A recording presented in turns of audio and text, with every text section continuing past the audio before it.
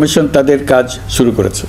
৬টি সংস্কার কমিশনের ১৬৬টি সুপারিশ ও পূর্ণাঙ্গ প্রতিবেদন সহ ৩৮টি রাজনৈতিক দলের কাছে চিঠি দেওয়া হয়েছে। ইতিমধ্যে রাজনৈতিক দলগুলোর সঙ্গে বৈঠক শুরু হয়েছে। দেশের রাজনৈতিক দলগুলো খুবই ইতিবাচকভাবে সংস্কার কাজে সাড়া দিয়েছেন, তাদের মতামত তুলে ধরছেন। কোন রাজনৈতিক দল কোন কোন সংস্কার প্রস্তাবে একমত হয়েছেন, কোনটিতে দ্বিমত হয়েছেন, সেসব তারা জানাচ্ছেন। এটা আমাদের জাতির জন্য অত্যন্ত সুখকর বিষয় যে প্রতিটি রাজনৈতিক দল সংস্কারের পক্ষে মত দিচ্ছেন। ঐকমত্য কমিশনের মাধ্যমে সকল রাজনৈতিক দলের মতামত নেওয়ার কাজ এখন চলমান আছে। কমিশনের লক্ষ্য যে সকল বিষয়ে রাজনৈতিক দলগুলো একমত হবেন সেগুলো চিহ্নিত করা এবং তার একটা তালিকা প্রস্তুত করা। যে সকল দল এতে একমত হয়েছেন তাদের স্বাক্ষর নেওয়া।